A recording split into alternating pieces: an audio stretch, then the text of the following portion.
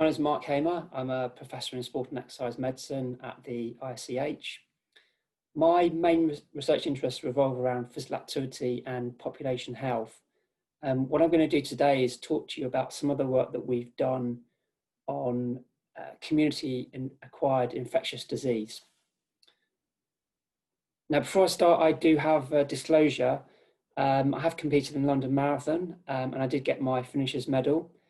On the day of the race, remember, it was a beautiful clear blue sky, had a fairly decent run, but the lasting memory for me was in the week following the race, I had to walk downstairs backwards, and it's quite possibly the worst post-race muscle fatigue that I've ever felt following an endurance event. So I kind of decided after that triathlons and time trialing were the way to go for me. But having said all that, I absolutely love the London Marathon. I think it's one of the best sporting events of the calendar, and very grateful for Courtney for inviting me to speak today at the Marathon Medicine Conference. So the whole area of exercise and risk of infection is certainly not a new area. As early as the 1930s, scientists conducted studies on animals, and they showed that exhaustive exercise, either before or immediately following an experimentally induced infection, actually predisposed those animals to a far worse outcome. And in the 80s and 90s, there was a lot of work conducted using elite athlete populations to look at how very heavy training loads might be linked to increased risk of common infections such as upper respiratory tract infection. And that body of work led to this concept of a J-shaped curve. And that suggests that up until fairly moderate levels of exercise, you can probably maximize your immune function. But once you start to cross over into very heavy training loads, then your risk of infection, the athlete's risk of infection, tends to go up exponentially.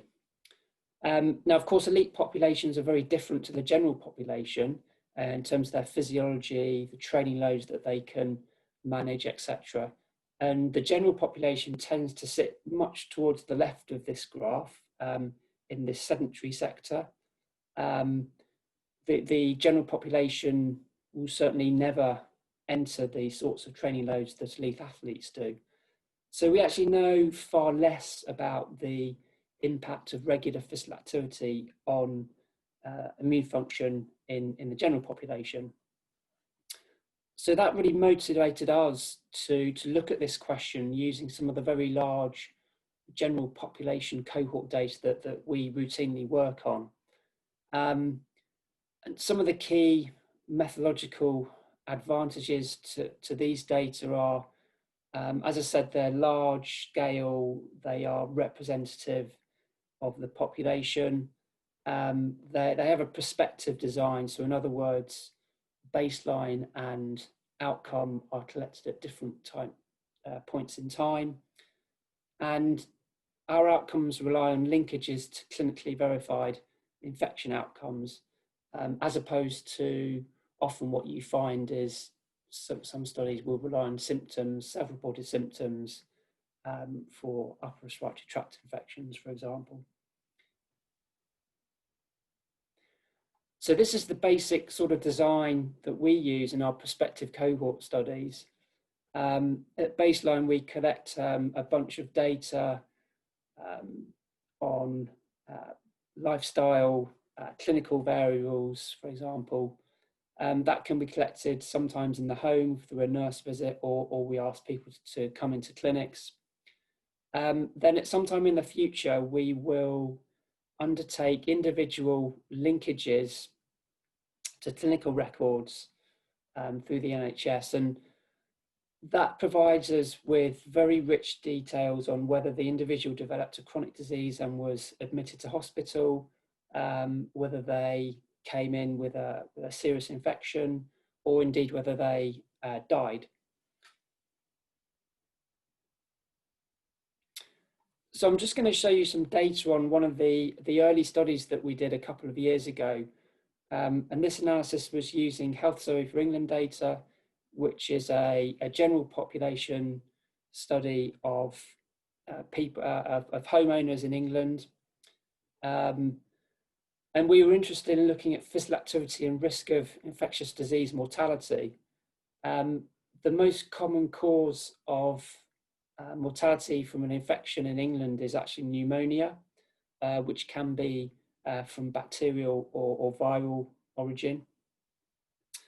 And in this analysis, we included just under 100,000 participants who had been followed up for just over 9 years. And you can see here, what we've done is we've categorized people into 3 groups regarding their physical activity. The group towards the left are those that are not reporting any physical activity at all at baseline of a moderate to vigorous intensity. The middle group are people that are reporting some activity, but they don't meet the threshold for the 150 minutes per week MVPA government guideline.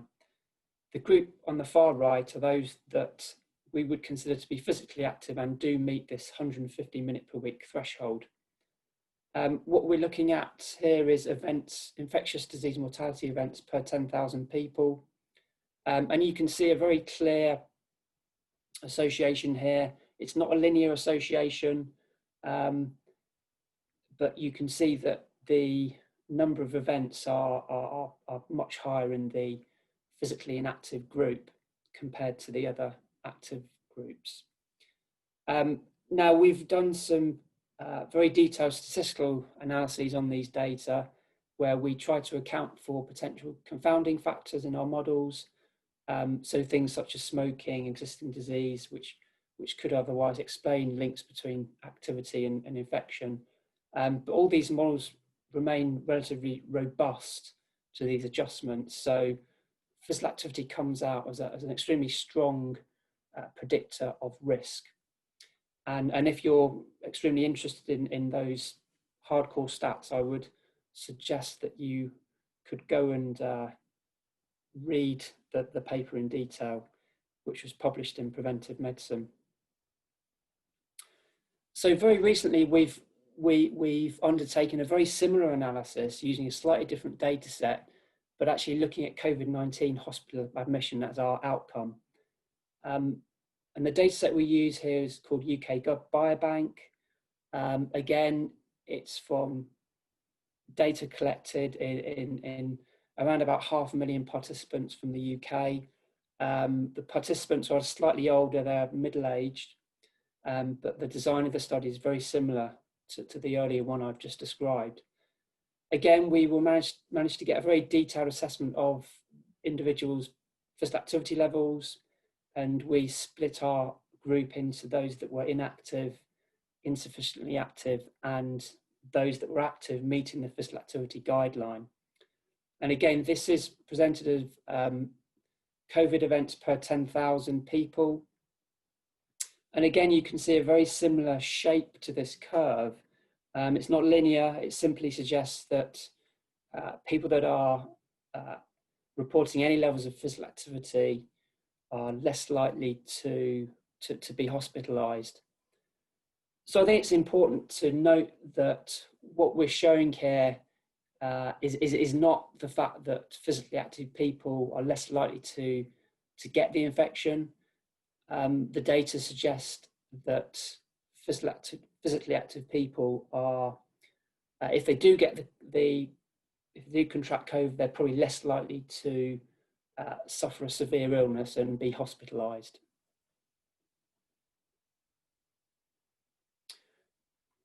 So with the UK Biobank data, we also conducted a further analysis to calculate population attributable fraction. And in effect, this is a calculation to understand if you remove a certain risk factor, then what proportion of unfavorable events could you stop or prevent. So we took 3 unhealthy lifestyle behaviours: smoking, physical inactivity and obesity, and we calculated the extent to, if you remove all of these from the population, what percentage of COVID hospital admission could you potentially prevent, assuming that these are causal associations. And you can see collectively, if you remove these 3 unhealthy behaviours, you would be probably removing around about half of the severe cases of COVID.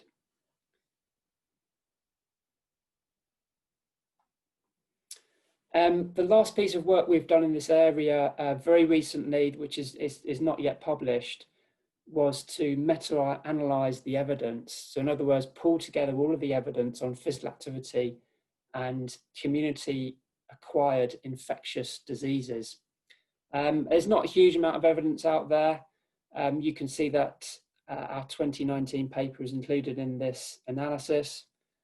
And these are forest plots, and the blue effect estimates are what we call hazard ratios. And the way to interpret that is, if the effect estimate is falling below 1, that is suggestive of some sort of protective association of physical activity on our outcome of interest. So the top panel is risk of any infectious disease, and you can see that the summary effect estimate 0.69 suggests that physical activity is associated with around about a 31% reduction in risk of infectious disease, community-acquired infectious disease. And if we look at infectious disease mortality on the lower panel, we see a very similar sort of effect estimate. So just to summarise what we found in our analyses, habitual physical activity is associated with around about a 30 to 40% lower risk of infectious community-acquired infectious disease, including COVID. And that's after we account for a range of potential confounding factors that could otherwise explain this association. It's important to note that we don't see a dose-response relationship here. We see protective effects of physical activity, even at relatively low levels of moderate to vigorous physical activity participation. So it doesn't seem that you need to necessarily hit the guideline, the physical activity guideline, to see these protective benefits. And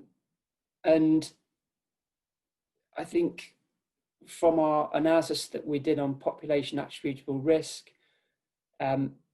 if lifestyle is a causal factor in driving COVID, then elimination of these unhealthy lifestyles would possibly prevent around about half of the severe cases that we're currently seeing.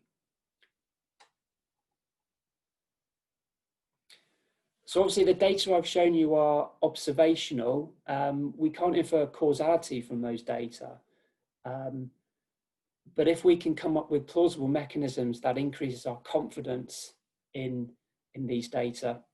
And I think there's some very plausible mechanisms to explain the beneficial effects of physical activity on immunity.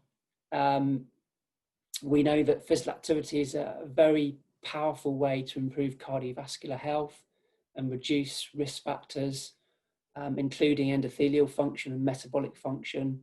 And there has been a lot of attention linking metabolic health with COVID risk, for example. So it's very plausible that improving glycemic control, for example, through exercise could be a very important mechanism here. There's lots of evidence linking physical activity with anti-inflammatory effects. And some of you will be aware of the so-called cytokine storm that's been implicated with COVID. So again, it's very likely that people that are regularly exercising are possibly better able to control this inflammatory cascade if they become infected. So thanks very much for listening, and I look forward to answering any questions in the Q&A session on Friday.